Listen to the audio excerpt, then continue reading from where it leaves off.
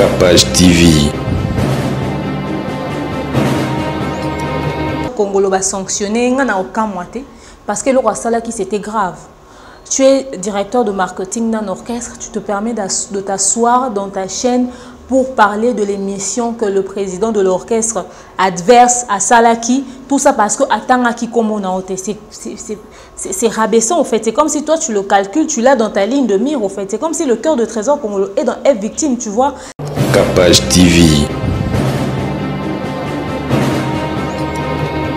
Pour ceux qui ont un trésor congolais, l'énergie, nous savons ça. Ceux qui ont un petit déjeuner, si tu n'as pas chitokoki qui s'organiser, tu bengisi à un grand hôtel, tu crées petit déjeuner.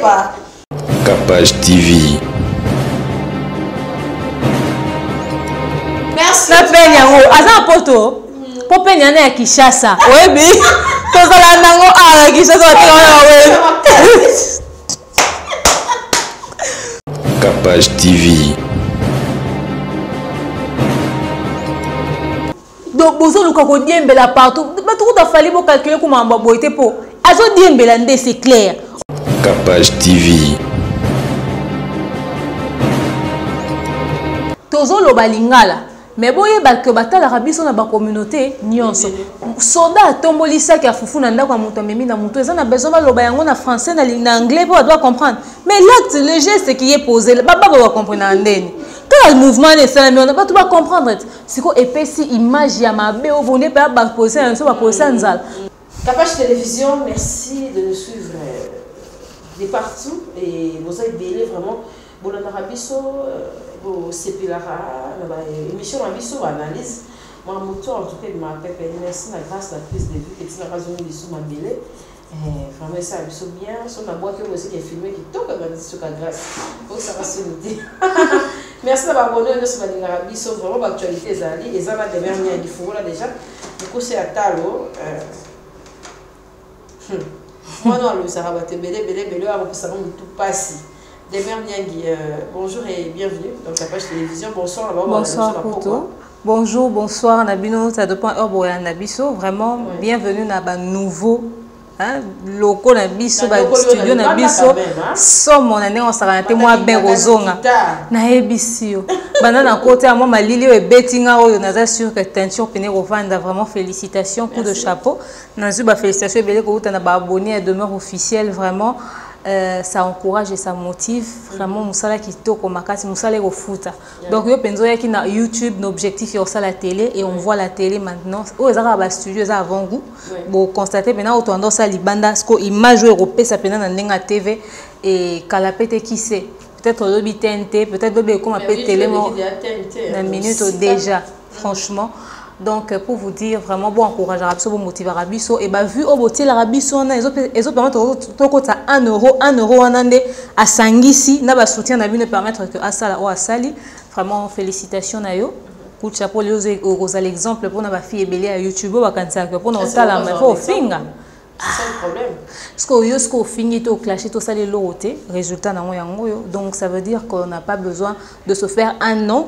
De se faire de l'argent sur YouTube en étant dans la médiocrité. Donc voilà. Merci Demer, ça marche, Demer officiel.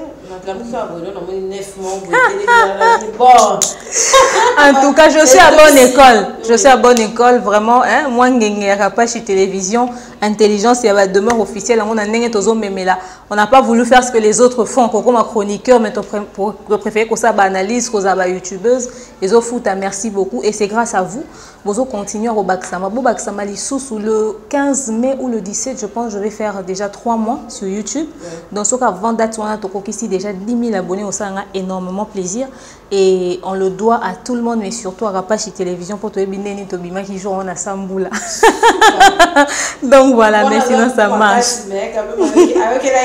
Ah oui. Franchement, on est moustika. Parce que Zaki Pena a reconsolé, il faut l'ouvrier américain à salaire. Ah oui. Nous sommes tous à Kinshasa, nous sommes à Gabon, nous sommes à Paris, on a France, on a Londres. Beaucoup de rabat basit, n'est pas ça Aïda, nous avons souffrir. En tout cas, nous disons bon et Simbarati. Vraiment, merci Demer Niali, beaucoup c'est Atalo et bon anniversaire normalement à Micheline Marsengu. na Afrique du Sud na Mingi mama Michokoto Fio. En tout cas, ils sont au Bali, bon anniversaire. Miriam Koulou, petite sœur propre, bon anniversaire. En tout cas, la bâtonne, je sais pas souhaiter un bon anniversaire. Ma vidéo, la bino, dans scène, vraiment, et là au moins, donc on a fait ça là, bah remerciement. Dans ce qu'on a invité Nangai, beaucoup c'est à Talo. Le monde qui va à cette fois, bah qui pour 4 ans. Depuis tous ans, papa Wemba, réaction des années, on dirait, mais ce soit pour faire qu'il n'est qu'à ndeye mon papa le ba maois etika la kaka na bateau ba kufeli mais batali bando dirait moi aussi la revoir en fait déjà neti likamwetali papa Wemba, moi je pense même que ministère de la culture ndé penza bango baza mieux placé à remotiver biso pour na rappeler biso ba date wana bateau baza pe tout autour ya ba artiste wana, c'est-à-dire bino ba musicien bozaki ko œuvrer na kati orchestre wana bo mega ko aider biso na ozong sa ba date wana soki biso to kanisa peut-être bateau belé ba kanisa ki papa Wemba kufa ki na date telle, mais comme toza peut-être ba personne mieux placée toza tout de suite directement côté famille biso peut-être ba patindisa ngoto rolo bela en émission, mais individu so kanisa ngo sukele kana mutema. Or mutlora papa Wemba zaki baoba ya musique na biso. Donc, il fallait que la journée morobou, ata yozanango férié, tétobité kokuma férié, mais qu'on sente quand même qu'on avait perdu quelqu'un de très cher qui a représenté beaucoup pour notre culture. Ata ça là peut-être, je ne sais pas moi, un tour. Est-ce qu'il y a Kunda qui est, je n'espère pas pour ne pas que cette journée est les Kabongo ou journée en gros spéciale sur les chaînes de télé, du papa Wemba, du papa Wemba, du papa Wemba. Journée Mobimba, c'est une façon aussi de nous rappeler ce qu'il a été. Journée on a beauté l'émission La vie est belle, les films Oyo. À Jouaki, par exemple, c'est aussi une façon pour nous de nous rappeler de papa Wemba. Ceux qui te ont battu, bah salfo, bah on se rappeler na date wana, bah on se déplacer pour na yango to ko sala quelque chose. Ça prouve qu'il a aussi marqué de ce côté-là. Puisqu'au bisomoro ba kolo papa Wemba. To sali nini pour na date wana, tu vois? Surtout ministère na biso culture, bo sali nini pour na date wana parce que c'était pas n'importe qui. Papa Wemba était très considéré libanda. C'est ça le problème. Ba musicien na biso nde ba yamba bon libanda. Na bamboka mususu façon ba considérer abango, mais nous-mêmes on a l'impression de fois c'est notre papa Wemba, c'est notre Kofi, mais qu'est-ce la libanda importance Kofi ko leka a ba tonsu ba betika, mais Kofi kita na Abidjan, Kofi kita na Brazzaville na Angola, au moins ba tonsu kolande na sima on dit aux ba musicien na biso to tigara ba na maboko ya bapaya. Au moins le concert ya mutu musicien mo mboka na biso mo poto ke kotonda to zala ya otanga na misapi, mais muta ou talibanda beta concert to somba ba billet ta balobi VIP $100, mais ndeko na biso mo so atie $100 à quelques personnes, Dadjo tia $100, Vieux Quadra tia $100, ba tonda plus na concert à Dadjo que na concert à Vieux Kofi. Or ya biso mo onde photo lingi. Maintenant on peut cet exemple à Dadjo pesa ya bino. Dadjo Paza Abisso, mais je parle de là où il évolue. Okay. Tu vois, Azo évolué plus en France. Ce que tu as vu, tu as Dadjo. Attends, tu as Rihanna Pamboy. Tu as un concert à Yemi à la Dia. Tu as un concert à Chidin Mao. Baya Obeta. Tu as vu que se précipiter à cœur et Zalaki. Dadjo ko baba na mboka totali bon mo na mboka zongi c'est normal to yambe na honneur ba Gims mais to beta masoa ba Yemi ba Chidima ba tuana nyos. Baza mboka na biso te to biteka to yamba ba mabe. Au moins, il y a la République démocratique du Congo, mais il faut tout avec honneur et tout ça là que les gars bien, tu vois. Donc il faudrait vraiment qu'on essaie de prendre en compte ces petits détails ou peut-être raison pour paraître un tout petit peu négligent de notre part. Donc voilà. Merci de tout ça la culture. Nous avons la petite révélée aussi. Il est maman top et bakata baweleli. Ça problème ni sur YouTube pour notre théâtre. Na uti kuti kozana maman ebakata yango na tournage ya Diane Kamwanga, merci beaucoup pour na ndengo bengi singa na film na ça fait plaisir ndengo kanisinga. Salutations Emmanuel Tara tozaki na yope. Bon, il se murmure qu'ils ont eu un échange en plein tournage. Mais le contenu de l'échange d'après Nena Yokeli, pour moi je ne peux pas répéter ça à la télé. Après bazami kolomi balé. Ngai po na ngai, je dirais que la discussion mususu bosa est fort et comme à un niveau ya médiaté. Parce que je touche du bois, je ne souhaite pas que ça arrive. Mais si aujourd'hui on se sépare, je ne vois pas pourquoi je viendrai avec ça dans les médias. Parce que quand on s'est rencontrés, c'était hors caméra. Oui. Et puis les temps qu'on a passés les plus forts, c'est hors caméra. On a partagé des choses plus énormes que ce que nous vous donnons au niveau à caméra. Vous voyez, si déjà tu retournes dans d'autres nengeni, tu tournes melkani nengeni et tout ça, tu peux faire un conseil concernant bana, tu bengani na mutu na 1h du matin pour aller comme sérieux, tu as bimana samboula demain officiel et salama. Ça veut dire qu'on a une relation à un niveau moroboy. Babilo ko ba mikie mususu on peut régler na coulisse tout ça na coulisse parce que ils ont ternir image. Maman Bakata c'est pas n'importe qui. C'est un grand nom. Ils ont rapport ba cinéma na biso ngo ya Congo nega rekenda. Mais ça to bito ta normalement vraiment. Ba niveau ba ini edo ngo soki pena ba nani ngo so total na ba Nigeria. Ba maman top wana ne pas ça ba maman patience ozoko ya ba Nigeria wana bande ba niveau wana donc na niveau wana bokoki kozala au cœur à ba scandale à boité vraiment vous faites un effort ya rebongisa entre bino espèce qui to côté ata moki to manifestation ça ici na moi qui mission pas ça en tant que ça la paix na Papimboma on dirait yemorazo na que game na ye ils ont correspondre na bâton de chercher na théâtre et puis maintien à maintenir. Est-ce qu'ils ont rappelé problème paye à partenaire ou bazarana bataba théâtre en gros toi fiston dans le combat bien toi ça par rapport à les autres bon qu'on se dise une vérité c'est que d'abord fiston ça c'est quoi le baku bontan et l'autre au hasard na ils ont le strict nécessaire en fait na ba niveau ba fiston ça il mérite plus que ce qu'il a là. Pour n'en tout sérieux ce qu'il a, il mérite encore plus. Ah non, quand même. Ça, il n'a pas grand-chose. Il a où ils ont permettre à vivre bien une famille.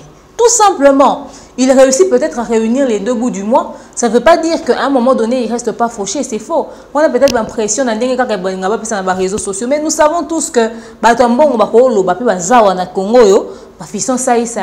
vivre normal. Tu vois, richesse en autorobe théâtre, mon grave Dieu l'a aidé. Au fait, tout la vérité. Il a fait l'humour, bagag nae, ba pièce nae, ba on a salara et permettre à casa la visibilité et visibilité on est ça qui que ba entreprise et ça est tiré à regard vers Fison Saïsaï. Moi ba contrat publicitaire à Zouaki et permettre à épaisser l'opportunité. L'opportunité on a zui, il a essayé de mettre de côté Azaki déjà na vision na sali à construire moi 4 murs na essayer à battre la famille na moi mutuka moi nini yemo ka bindenge nini à réussir à se gérer. Tu vois, mais il faudrait qu'on se dise aussi une autre vérité. L'artiste n'y a pas eu opportunité. Il y a un contrat publicitaire pour nos salles, l'entreprise, etc. etc. On n'y a pas opportunité. Et belé, bazar na théâtre, Combien d'entreprises est bien avant la publicité? Et puis pour la publicité, on a caché mon côté. Tu vois, Fiston c'est gros PC caché moi par rapport à qui Fiston et Sobé gros PC caché moi par rapport à qui est Sobé, mais peut-être ça a même chiffre. Mais maintenant, tout dépend de comment est-ce que chacun gère. Il a peut-être essayé de bien gérer et il a réussi à faire asseoir ce qu'il a fait asseoir. Nous lui encourageons beaucoup. Parce que les bazaraso bazouimbongo rendez-vous na Chaba. Rendez-vous na Ngula Kapela. Or, la vie, c'est pas ce que tu as maintenant. La vie, c'est demain. Parce que maintenant, là, déjà, tu es déjà dans ça. Tu vois, qu'est-ce qui viendra demain? C'est le futur que l'on prépare. Donc il a essayé de faire de son mieux. Il y a une entreprise, tous un talent et belé, papa vu de l'instant ça les publicité et rokende. Et puis pourquoi les publicités? Et puis ça m'a mingi, nalobi kakate mingi et puis ça m'a mingi kakota ba comédien. Ka bato ba sexa. Bato normal, net ba maman ani abia. Bato normal. Loko la si la bisalou bato ko ba Karine pas là ba pe na carrière ça ba publicité donc des ba préférer ka humour pour que et so ba koyemba moi mukie congolais nga moi koyemba non pe ça va tenir so pe opportunité wana quoi donc voilà. Merci Demer. Quelques salutations, tu as un groupe WhatsApp et tout. Salutations à Batunio sur la soutenaranga énormément. Bozan demeure dans la demeure team. En tout cas, merci Nabino énormément. Soutien Zahara.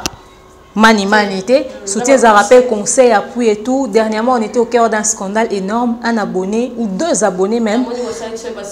Voilà. Pendant que j'étais en plein direct, mon tour a bengi appel vidéo. Pendant ce temps, on a groupe. On a plus de 100 personnes. Azaki en train de se. Tu vois. Pendant Azaki très nul, on est dans un bois au salon boé. Il y a un appel vidéo. Femme mariée, qui appelle. Et puis, il y a une insistance. Et puis, comment s'il te plaît, répond. À Tébissonios en conférence. et à soigner na bato ko so na fingani na bato ko fingana, moi je te dis ezaki scandale.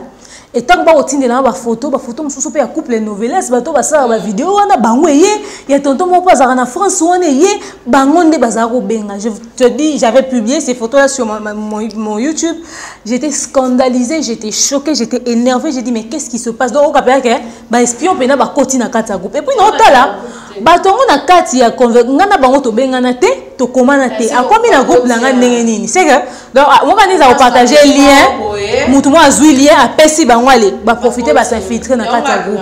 Je te dis c'était un scandale total, mais on est ensemble, nous sommes une famille, c'était vraiment très difficile à gérer, surtout quand on te tient responsable du fait que mutumo ya groupe na sali scandale wana toye ba bino ndenge toye bi batwana toye ba ko checker binoté. C'est ça. Ba état d'âme na no état d'esprit toye ba raté. Atata botinda so kodo mela mai to zoaka to selango na makila Yesu to lobi nzambe moto elala.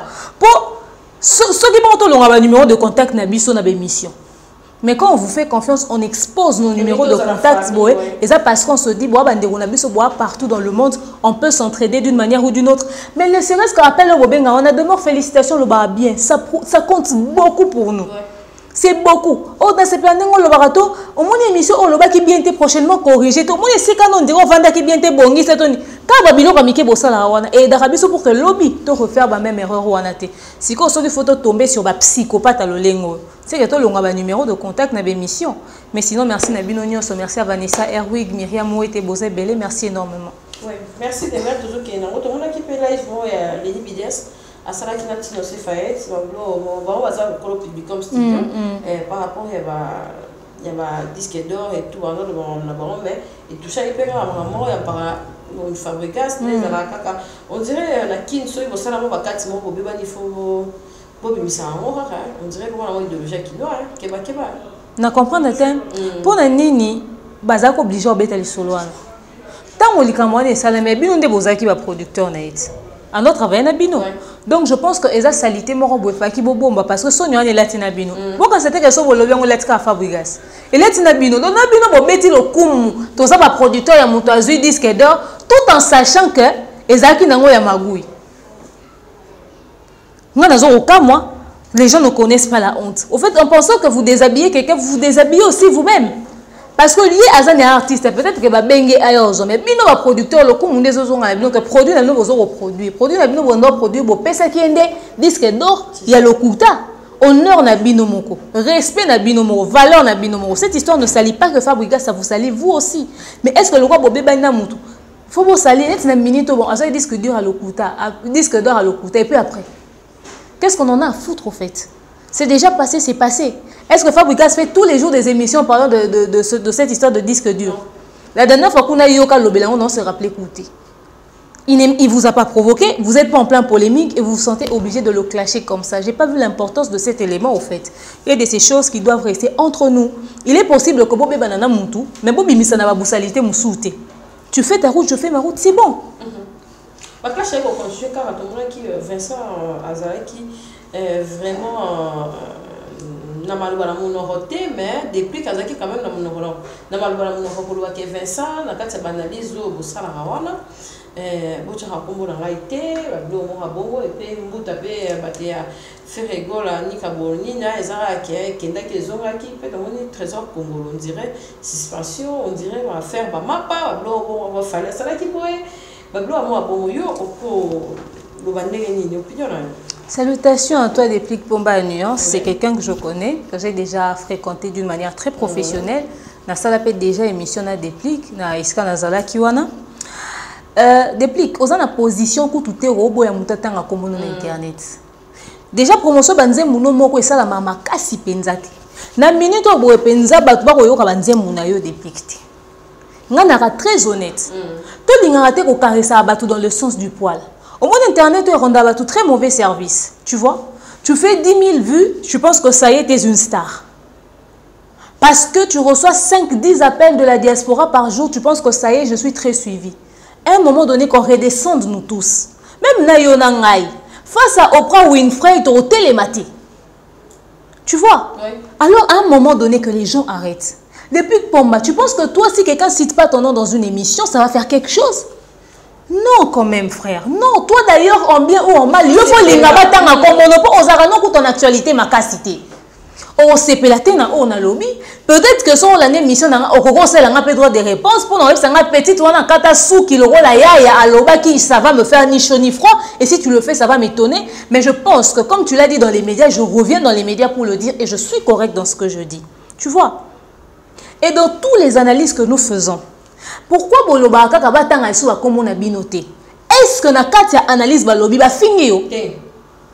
Ce qui n'a pas été balobi ba fingioté au contraire na belément au balobi, il y a une partie de la vérité. Prends ça sur toi, arrange, répare. Et s'il y a une rectification à faire, mais fais un droit de réponse, explique-toi.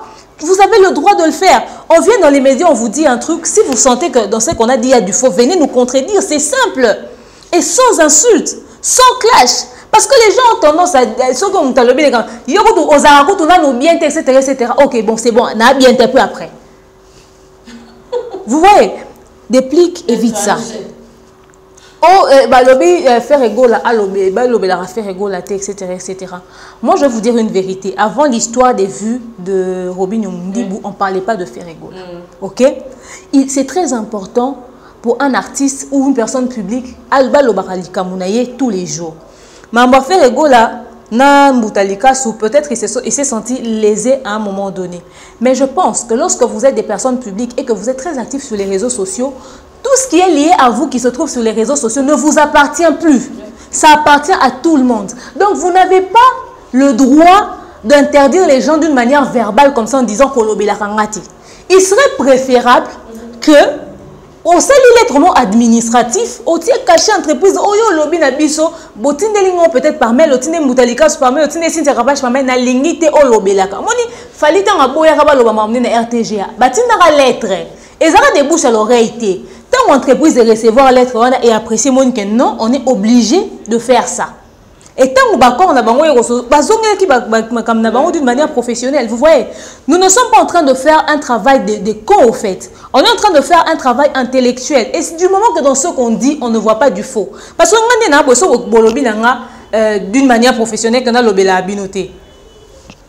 Je ne vais pas le faire. L'émission tant que demain on tout tel nabaté. Bon, on est en posta qui lettre au batindelenga. Pour déboucher l'oreille, non, la meilleure façon d'écouter, que ce soit pour moi ou quelqu'un d'autre, c'est de faire une lettre administrative. Donc, Babylone, on appelle pas l'obéla parce que la analyse sur yo, n'a trouvé très bas.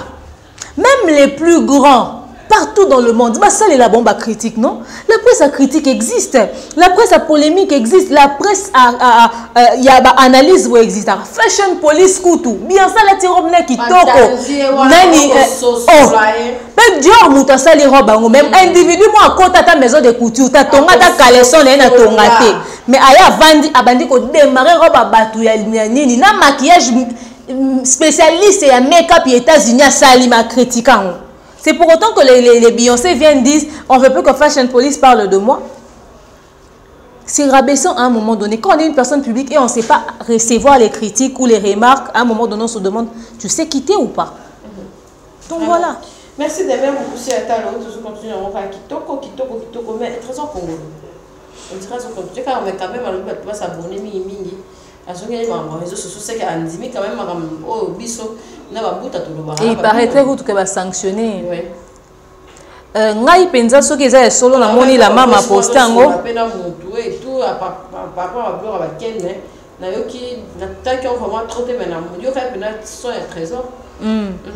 Nayoki pe na moni la mama va poster que Trésor Congolo va sanctionner nga na aucun moite parce que le roi sala qui c'était grave. Tu es directeur de marketing d'un orchestre, tu te permets de t'asseoir dans ta chaîne pour parler de l'émission que le président de l'orchestre adverse à Salaki, tout ça parce que Atangaki Komonaote, c'est rabaissant en fait. C'est comme si toi tu le calcules, tu l'as dans ta ligne de mire en fait. C'est comme si le cœur de Trésor Congolo est dans F victime, tu vois. Et surtout, ce pourquoi il se plaignait, mais on se demande, le gars il a fumé, il a bu ou quoi? Tu vas nous parler d'un match de football de loisirs où tu avais marqué un but et le gars était devenu jaloux de toi. Et tu étais allé un jour le matin à Pessi au petit déjeuner. Pour ce qui est Trésor Congolo, l'énergie, nous savons que c'est un petit déjeuner. Si tu n'as pas chitokoki qui s'organiser, tu bengisi à un grand hôtel, tu nous créer petit déjeuner.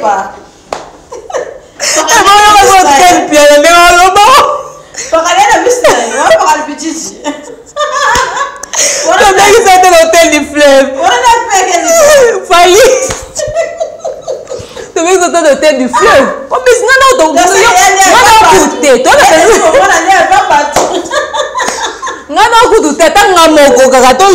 non, créer petit déjeuner dans l'hôtel du fleuve. Tu as une caméra, tu as petit déjeuner.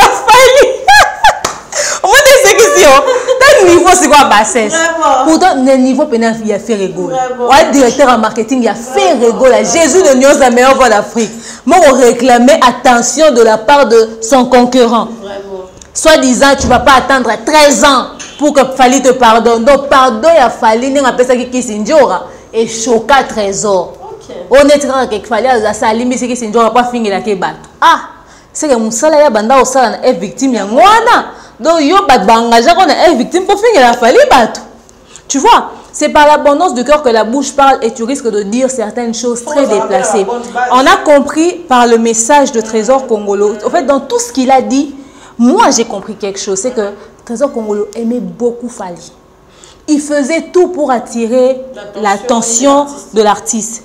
Il voulait tellement être à côté de Fali au fait. Et tellement qu'il était à fond sur lui. Peut-être le gars ne l'avait pas remarqué à cause du fait qu'Azaki n'a pas ramené mon sous et le fait qu'il a manqué cette attention-là. Parce que tu sens que quand le gars parle de Fali, il n'est pas en train de régler les problèmes qui existent entre l'orchestre Jet Set et F Victime. Il est en train de régler le problème de Kongolo, Trésor et Fali Poupa. Tu vois, il ne se bat pas avec Fali pour lui, il se bat plutôt pour l'orchestre, mais pour lui, d'une manière très personnelle. Or, il se met à dos qui fait rigoler. Et c'est son nom qui est terni. Tu vois, la chaîne qu'il a fait, il a 100 000 abonnés. Il peut commencer tous les jours, surtout qu'il a la visibilité sur un lobby, il peut commencer tous les jours à parler, faire des trucs sur faire rigoler. Au lieu d'être focus sur Fali Poupa, il a tellement accordé beaucoup de crédit à Namamba Fali que et Pessi Penza image moi à propreté. Et j'ai vu dernièrement, Batouba Kofinga sur un commentaire. Boya Kofinga, je vous invite. Quand on est ici, aigle, Fali, miniature, aropé maté, nabi boke ndegoe bisae kenga, ne na zocha. Balobi, bino mokanisaka nini, bino kaka faire rigola. Internet est le côté, internet est le côté. Musique ndeze internet, okotanga komba mutu mususu te. Aza artiste ya mboka na biso. Soka longwe mboka na biso ake mboka mususu. Voilà, on a peut-être on a raison. Moi c'est enga. Quand dès comme on a niangi. On a bango soka mutaza mayele moi réfléchi moi boye mutazo le besoin le besoin de sens na monta ke na mboka mutaza problème on est 100 pays, on a toutes les nationalités.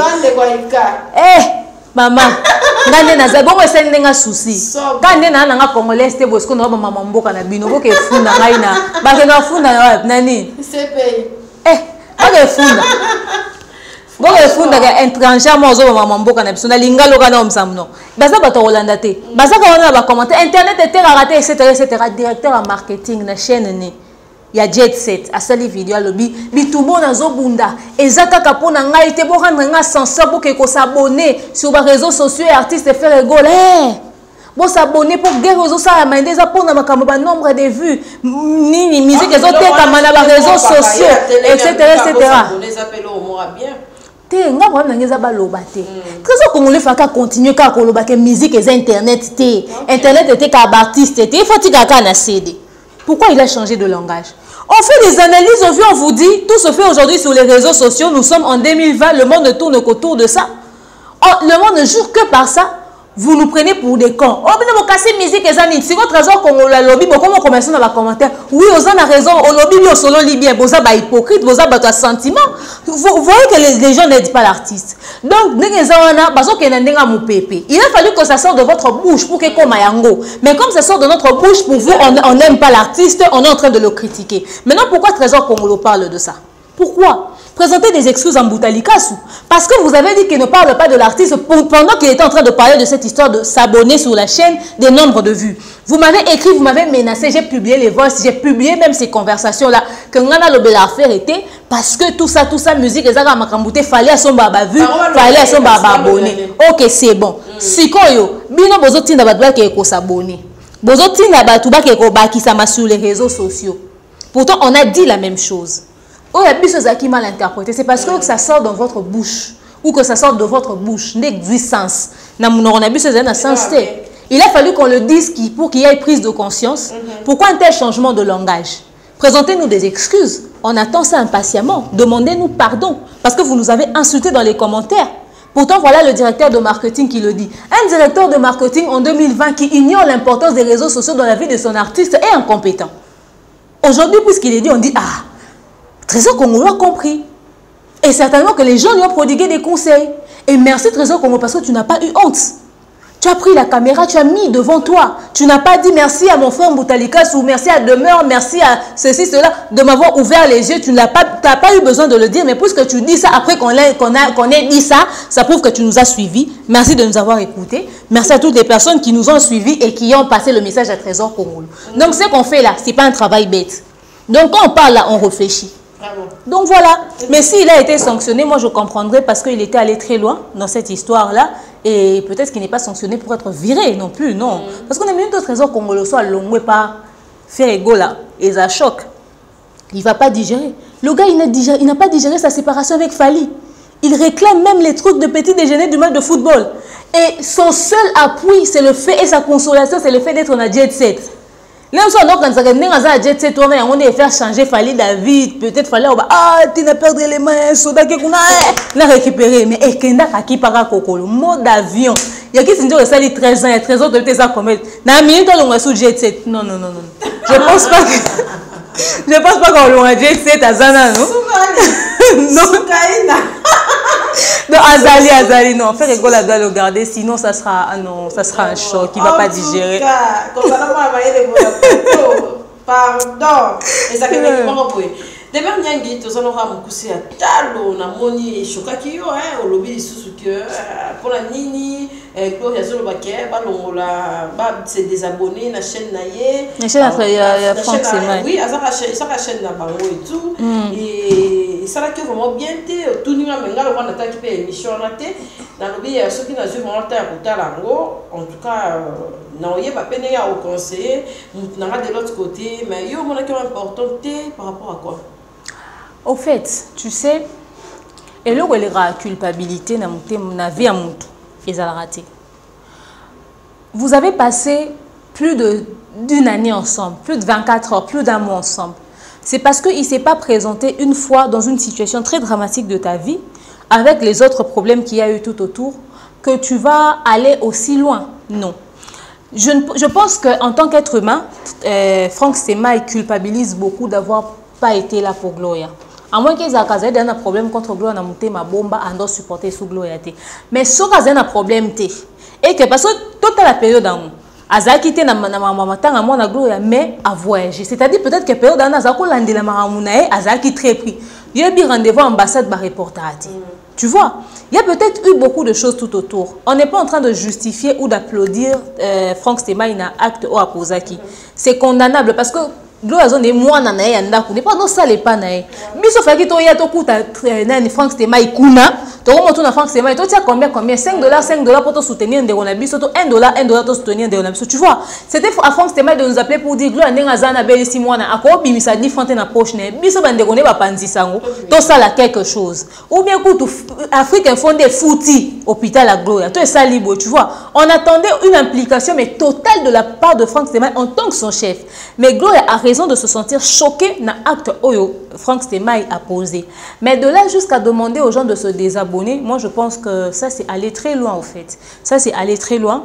Je pense qu'à un moment donné, il faudrait apprendre à pardonner. Au-delà, il y a le fait qu'il y a quitté dans ma tanga, tout ce qui s'est dit tout autour.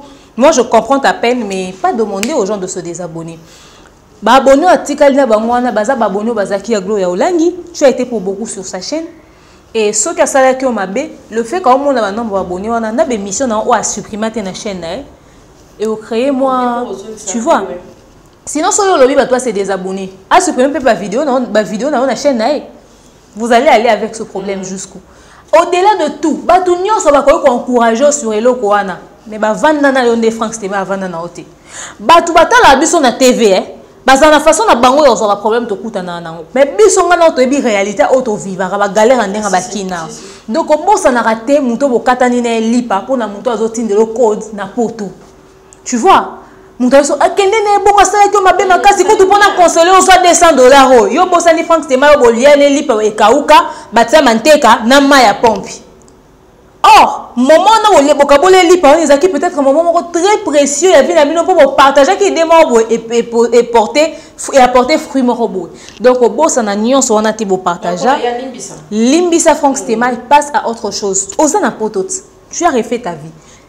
Vie ezali boso no osana succès no osana kombo na lelo so sali chaîne na kombo gloire ya olangi bato ba s'abonner bato ba tala osa mega star wana bato no belé ngako to demain 100 kombo na 9000 abonnés et bosco gloire ya olangi mega star na yaki non quand je suis venu j'étais pas encore connu mais j'ai fait une chaîne bato ba s'abonner balandinga parce que yo mto sala pendant longtemps na YouTube. Mais cette histoire de côté, fais ta vie, passe à autre chose. Ce n'est pas important de répéter ça. Ouais. Quand il y a bien, qui s'en va dans le tour, lui, avec recadré, n'est-ce pas, et tout, en tout cas, des boules à l'objet qui est, pas qu'on a fallu pour pas, donc, on va pas pas, nous n'avons fallu pour pas qu'on va monter, mais là, il fallait à s'esquiser qui peut, malheureusement, qui moi, le bas au ming, qu'on va banner, wana. Mais, à ce moment-là, quand même, esquiser, on a même pas qu'à aïepe, à l'objet. Si tu as battu, tu vas YouTube lobby. Bazo clasher ka po batala man muto abenga ki peka pendant ka partager na te lo côté na internet ayebi kwa makambo na internet batanga komba muto pambate basalela komba muto émission pambate c'est koza na makambo yo muto alobaki ba petit moko ba à rectifier abi ba master après on sait la émission c'est kaza na boring il y avait manque à faire hein. Pour ne pas falloir bika fula ki bango etc. Entre bango na fali na benga muninga na featuring bango nde baluke fali basa featuring ngaso na yo luko Cynthia pour na biko zana makambo ngaso na kutana na bi Cynthia kapage j'aime beaucoup les émissions que tu fais c'est parce que na mona yo na tala rayo tu vois soko ke luka mu attendez to sala émission boye attendez ngo linga ko na analyse nanga et ça parce que beke demain so to seni analyse hors tala ma balanda kay donc monde des monde d'intérêt bo saka fit wana na fali ya pambate omoni. Comme vous savez qu'il y a un fit, c'est que vous savez qu'il y avait quelque chose, il y avait un contenu quelque part là. Il vous a appelé petit par erreur, il a corrigé ça dans la minute qui a suivi. Ça n'a pas attendu une autre émission. Alors, ton émission, ton intervention n'a pas lieu d'être. C'est comme si vous avez le question au diembe là. Maintenant, le question au kanga, au vanda wana pour le créer mais c'est pour que ça t'apporte quoi? Bon il fallait on a besoin balelo peut-être boye habiter ba fallait ba ça na bon ba succès na ba kishaso ba na ba orchestre ba kofi ba beta ba bercy ba beta ba sala minene ba na orchestre ba kofi mais succès ba na orchestre kofi bino bozaye ba rappeur bozaye na ngote biso na bino tondo kuta na ba boom na ba journée culturelle avec école na biso biso na blé blanc bon beta biso na ba boom na ba journée culturelle. Tu vas pas commencer à te mettre à la télé pour commencer à clasher. On respecte votre talent d'artiste mais ok d'accord c'est bon boza ki makasi bozaye na succès boza apilelo. Le problème, c'est que beaucoup de personnes ont du mal à accepter. Oui, c'est votre grosse atobanda qui est le rondila mon comme étant où il a décollé. Dis-moi que il a décollé. Na minute où yo koko vendre beti. Et là voilà congolais na monter. A minimiser quand. Na minute où yo koko za beti ato beti son so ki ya ndenge nini. Na minute non za so beti ata son ya ndenge nini. Na minute autant la manoko ça 100 000 vues. Mais combien de 100 000 vues fallait azana on a ba vu na ya ba nini na. Tu vois, quand on va dire ça, les gens vont dire, toi tu es trop fan de Fally. Non, c'est une réalité. C'est une réalité. Le gars est sorti mais de sa coquille, il est mais précipitamment pour venir faire un clash envers quelqu'un qui n'a rien dit de méchant sur lui. Ça, c'est ce qu'on appelle de la méchanceté gratuite. Qui t'a motivé, frère? Qui t'a poussé à faire ça avec je ne sais pas si la tantine qui était derrière toi servait de décor. Ce qui est dit. Pour niveau. Alors on lit les kili. Avant on est mon bali nazo démarrer Fally poupa. Tu plus tu boire la batte. Et puis internet peut si batu ba accès comme on a la connexion de téléphone au côté caméra mbama banzo babilo baloba mais ça c'est se rabaisser pour ani azaka yenda ça on a quand même ça on zaye moko. Basa ke belete. Azaye me poni baninga balobite kayo.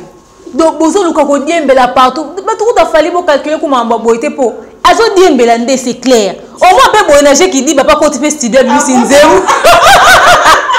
Nana pas pas. Oui monsieur. A profiter la wana. Un penny. Eh! Nzamba lola. Merci. Na penya ngo. Aza poto. po pe nyana ya Kishasa oyebi tozala nango ala Kishasa non mais franchement ouf le Congo c'est ça la mission bien de ça pour être aussi internet on peut mater pardon l'église merci en tout cas des mères Penya c'est la vidéo et même de papa mon gars ayo kana ngout frère ngana esa no moi ça pasteur aza pasteur ti il faut rendre le pasteur à l'église bon ça son ndanga Mike na minute au vie Penya azo ça oui oh ça na pasteur parce que Penya se comportait comme une femme d'un serviteur de Dieu ndanga frère Mike mais donc abimi na libala zongi na vie na minute azo la vraie Penya donc aza hypocrite biso nyonso osala so lela tamona bikini toba ah Penya ngo zaki nde boye donc biso tozo vivre kaka c'est qu'elle a été en vrai kasi te biso nde siko to confirmer on a comportement na eti yema ozo mifunda ou bien peut-être que c'est vrai qu'elle a été peut-être victime il y a ba agression wana mais ça ne l'empêche pas d'être elle-même, tu vois. On va pas juger son comportement, c'est quelqu'un. Biso pe toza voilà. Yo kasi na minute on ngana onde toza bo, tozo beta maso ba musicien profane na toko décortiquer nzembu ya lwambo ya fali tout ça. Bonzambe za nkati te. Mais les autres qui mpaka mo ya musena nzamba linga balao a honorer.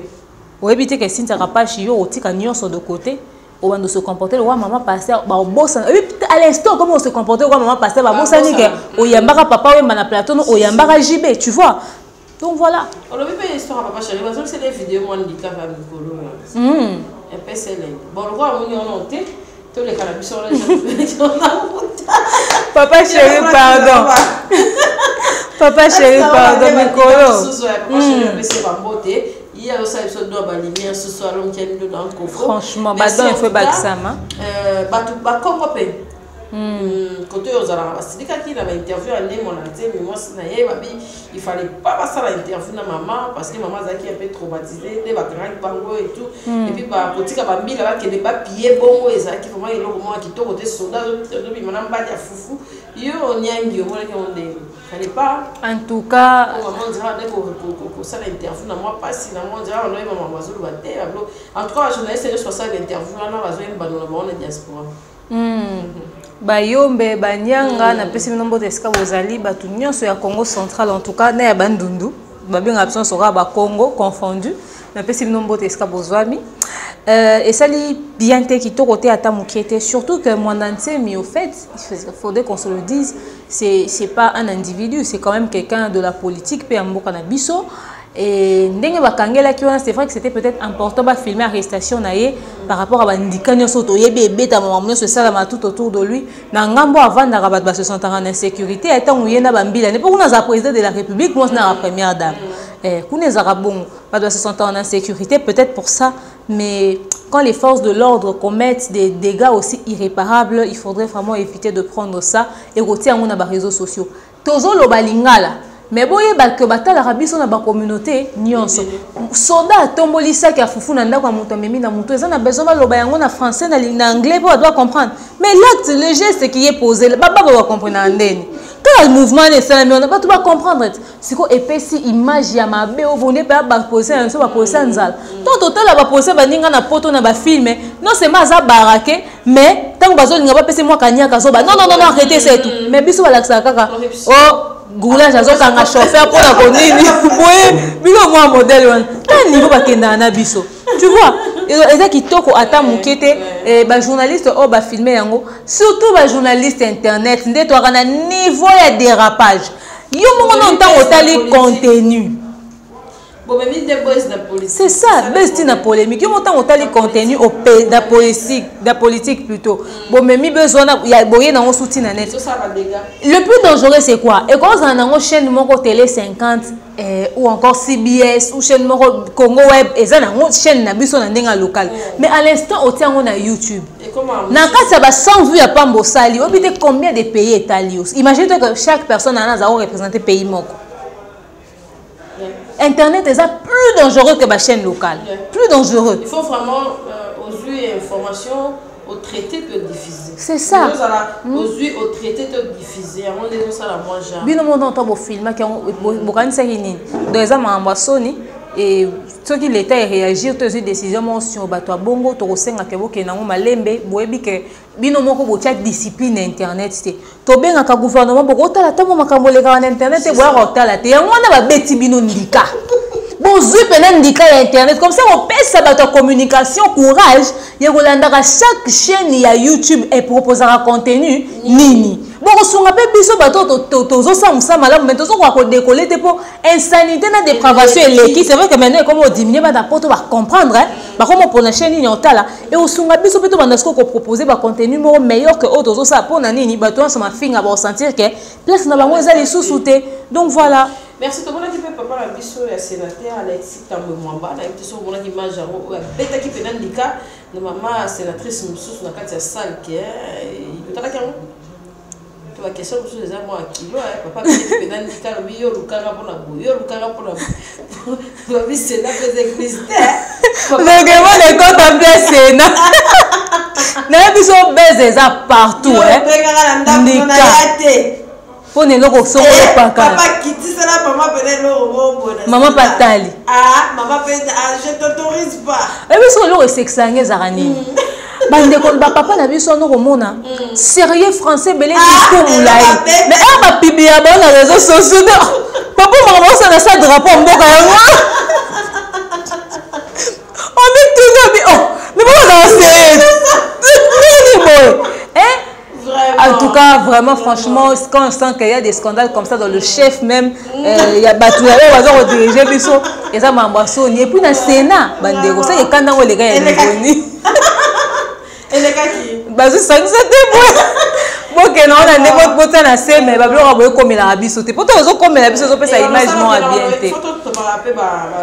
Tenga si qu'on est pendant au moins dinga siko ba dérapage politique na ki paté na moi faut na occuper pour ça la mama kasi ce qu'on va passer cette opportunité il y a toto le bango proprement pas dans les clashs et professionnellement oui il faut na baksa journal moko ya Elaïs Hebdo a na moni ezate hein ya maman na biso moko edit to mettre moi mbui dogi kan des photos baksa Elaïs Hebdo a na photo na vraiment to rotier yango donc voilà il y a ba revue de presse c'est très important à présenter à ça à journal il y a bien donc Tobando le bien peu membre politique hein tobando ça l'effort tobando ça attaque condensé moi on est abakati on a tobando mais pas pesa bis opportunité to ça yango bato ba la politique makati baza na poto au fait bato ba la politique makati ba na poto biso na Kinshasa comme on ngo ba mambo ozo banga ta mo mukie te biso to vanda na bino to mona ka foto banda oloba ba ki mambo hôpital to moni mama Olive ça hôpital qui toko makasi il faut biso peto ke kobeta tout bono ba bazo ko tonga to hôpital batongi te mama ni mama tongi hôpital et pas prix à tie ba prix assez oui bien ba prix ils ont permettre que petit peuple et ko kota kuna so ka tiango kota ba nsele kuna banani ba kota tu vois la majorité à bateau ba kota za ba petit peuple bateau baza na ba moyen le minimum voyez donc vraiment Marambazo ça là c'est très important bon ganga qui 18 ans ça là qui était en moi na salle vraiment demain bien Eliane Bafeno bakangi avocat na ye to moni yango sur les réseaux sociaux tozo au fait na makambo Eliane Bafeno ah bah pesa 48 heures balobaki ba Eliane ba retirer ba insulte sinon te ba réagir et toyoki que va arrêter avocat wana et puis Eliane Bafeno apparemment elle est recherchée tout ça d'après ce qui circule sur les réseaux sociaux. Cette histoire a pris beaucoup de mois, beaucoup trop de mois. Alors il est temps que la justice et tiana nous lisu na kata makambo wana elandela yango et régler yango tranché yango. C'est vrai makambo vieux veka bolandeli mbang bokangi fiaza makala mais likambo boko olandela ngote. Il s'agit de l'honneur d'une femme et de l'honneur d'un serviteur de Dieu. L'un des deux aura une réputation éternellement ternie, c'est-à-dire il y a logique parce qu'il a mérité un pour le comportement. Imaginez que moi, on a conseillé mon likam. Mais plutôt on sait que likam ba bimissier innocent, mais on sait que l'autre ba bimissier coupable. Vous avez tourné au maramango donc justice n'est bokena ki moi noki na likam ba vieux veka bokepe noki na likambo. Pour moi na moi si mon bozo ganga ba abuser na des mois et des mois. Et pasteur moko ba gangi avant d'igner en le côté mais les autres mais mon temps qui va abuser n'est pas des autres tout autour et dans tout ça qui sont cités les avocats quand on a un avocat qui s'assoit pour dire Moïse Mbi est un tueur en série ah yon bakangé na raison Au na preuve que ça tu es en série Zanine. Koloba. Koloba mingi, tu vois. Merci de Merniangui, c'est déjà la fin de notre analyse, débat plateau. Merci. Au plus, ça a vraiment et ça a vraiment plaisir. Franchement. Mais non, capacité bêta à moi et au moins, ça me fait vraiment plaisir. Il y a quoi une plateau dans le vraiment merci. Bino vraiment batanga ici à Kara. Il fallait bien le batanga to bien invité parce que nous sommes rien avec un plateau qui est voilà. Ah c'est ça qui n'a pas mais c'est quoi je étando. Mais qui toko ça va. D'ailleurs il y a une mot gentil là-bas on est sur la division. Merci na abonné sur Capacité télévision. Boya fait ebelé na demande officielle mais na moi na biso Matabisi TV. Bo bakisa mali susu bo tia poa. A tozo ba boyo kate to tika ko benga mino na Matabisi to bando kota ba filme na ndenge na biso boya pété. C'est ça. To plutôt boya to bando tia blanc so boya otalati. N'est-ce pas? Donc on vous attend, venez nombreux. Merci beaucoup. Nous avons besoin de soutenir, nous allons continuer. Nous allons Babylon Raboul. Et ça, la sous Mingi Koleka. Donc on a presque partout. Vous en actualité, à Congolais, on vivre en États-Unis, en Angleterre, en Belgique, en France. Mais capacité télévision sur terrain, on a locaux et modèle Oyo. Et ça, on a nombre d'abonnés, il y a vu, et surtout on a soutien à Bino. Donc voilà. Et moi, si ça, c'est les lois à boiser, lois à encourager. Basi batonga ramboka te voilà moi ça ça l'entreprise azoko zwa basi musu son charge na bandeko mibali pe ba travailler ranae donc merci Nabino donc voilà merci des mères merci d'abord on est sur la division ils ont vraiment on a invité la bichon qui spéciale les mères ni me pousser à tal monter mon bout merci en tout cas d'avoir abonné la bichon nyonso nzambe apambola bino pe mabota la bino tous en fort il y a pour la droiture et puis to sécuriser on a biso pour tous en déjà la base parce que to éviter to limiter le but comme mata to quitter pour la physique vraiment et tous en avoir soudé za baza na biso pour mabota la biso lisusu va pouvoir couper za baza na bino to kutani prochainement na invité au sous car la capacité télévision merci bye Capacité TV.